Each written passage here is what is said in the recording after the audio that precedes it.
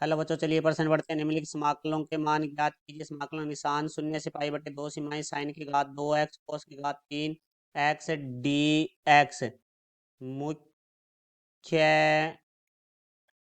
अवधारणा। तो हमारा जो प्रश्न है वो निश्चित समाकलन से संबंधित है, जिसके अंदर हम बात करेंगे निश्चित समाकलन के सूत्र के बारे में। तो समाकलन का निशान सीमाएं a से b x की घात n डी एक्स बराबर हमारे पास होता है x की घात n प्लस एक बटा में n प्लस एक, जिसकी सीमाएं है वो हमारे पास a से b होगी। तो पहले हमारी उच्च सीमा रखी जाती है x की जगह माइनस, x की जगह हमारे पास निम्न सीमा रखी जाती है, क्योंकि हम जानते हैं कोस की घात 2x बराबर हमारे पास होता है 1 माइनस साइन की घात 2x। और हमारा जो d बटा में डी एक्स साइन एक्स बराबर होता है हमारे पास है कोस एक्स। तो अब देखो हमारे पर्सन के बारे में बात करते हैं। तो पर्सन में हमें जो फलन दिया गया उसका समाकलन करना है, तो हम इसे आई के बराबर लिखेंगे। आई बराबर समाकलन का निशान सीमाएं है वो शून्य से पाई बटे दो साइन की घात 2x कोस की घात 3x डी एक्स। तो देखो यहाँ से आई बराबर हमारे पास आ जाएगा समाकलन का निशान सीमाएं है वो शून्य से पाई बटे दो साइन की घात 2x कोस की घात 3x को हम लिख सकते हैं कोस की घात 2x गुणा कोस एक्स डी एक्स। चूंकि हमारा जो a की घात m गुणा a की घात n बराबर होता है हमारे पास a की घात m प्लस n। तो कोस की घात 2x को कोस एक्स से गुणा करेंगे तो कोस की घात 3x हो जाएगा। तो यहाँ से देखो भाई आई बराबर समाकलन का निशान सीमाएं हमारी शून्य से पाई बटे दो साइन की घात 2x। देखो कोस की घात 2x, इसको साइन एक्स के पदों में लिखेंगे तो हमने मुख्य उदाहरण में सूत्र लिखा है कोस की घात 2x वो बराबर होता है 1 माइनस साइन की घात 2x cos x D x. तो यहाँ से हम साइन एक्स को टी से प्रतिस्थापित करेंगे, क्योंकि साइन एक्स का जो अवकलन है वो हमारे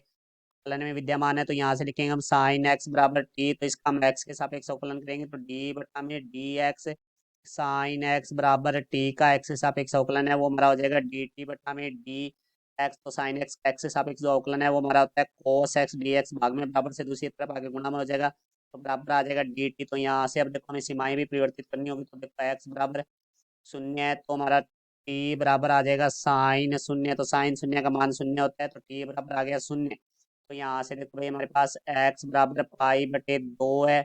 तो यहाँ से देखो t बराबर हमारे पास आ जाएगा साइन पाई बटा में दो, साइन पाई बटे दो मान एक होता है तो t बराबर हमारे पास आ जाएगा एक। तो यहाँ से देखो i बराबर आ जाएगा हमारे पास समाकलन का निशान सीमाएं है वो हमारी अब हो जाएगी शून्य से एक। यहाँ देखो साइन एक्स की जगह हम टी रखेंगे तो यहाँ से आ जाएगा हमारे पास टी की घात दो गुणा में एक माइनस टी की घात दो कोस एक्स डी एक्स की जगह आ जाएगा डी टी। तो टी की घात दो के अंदर गुणा करेंगे तो यहाँ से आ जाएगा आई बराबर समाकलन का निशान शून्य से एक सीमाएं हो जाएगी टी की घात दो माइनस टी की घात चार, क्योंकि टी की घात दो को टी की घात दो से गुणा करेंगे टी की घात चार हो जाएगा डी टी। अब इन पदों को अलग अलग करेंगे तो आई बराबर समाकलन निशान सीमाएं है वो शून्य से एक हो जाएगी टी की घात दो डी टी माइनस समाकलन निशान सीमाएं है वो शून्य से एक हो जाएगी टी की घात चार डी टी। अब यहाँ हमने मुख्य उदाहरण में जो सूत्र लिखा था एक्स की घात n का एक्स के सापेक्ष समाकलन उस सूत्र का प्रयोग करेंगे।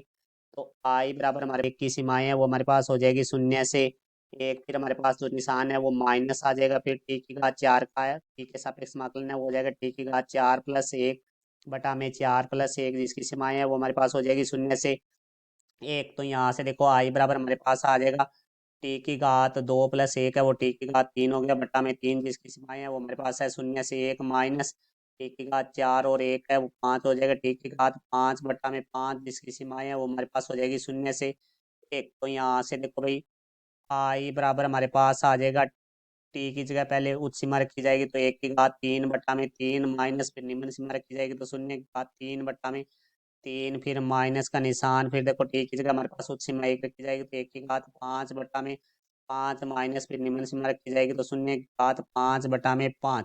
तो यहाँ से देखो भाई आई बराबर हमारे पास आ गया एक की घात तीन है वो एक होता है तो एक बटा में तीन, ये तो माइनस शून्य की घात तीन बटा में तीन है तो ये तो शून्य ही हो जाएगा। तो माइनस शून्य माइनस एक की घात पाँच है वो एक हो जाएगा बटा में पाँच माइनस शून्य की घात पाँच शून्य होता है बटा में पाँच तो शून्य ही हो जाएगा। तो यहाँ से आई बराबर हमारे पास है देखो तीन और पाँच का जो लेस है वो हमारे पास आ जाएगा पंद्रह, पंद्रह में तीन को भाग देंगे तो पाँच, पाँच एक पाँच माइनस पंद्रह में पाँच का भाग दिया तो तीन, तीन को एक से गुणा किया तीन। तो यहाँ से देखो भाई आई बराबर हमारे पास पाँच माइनस तीन है तो दो आ जाएगा दो बटा में पंद्रह। तो ये हमारे प्रश्न का उत्तर हुआ। मैं आशा करता हूँ समझ आया होगा। धन्यवाद।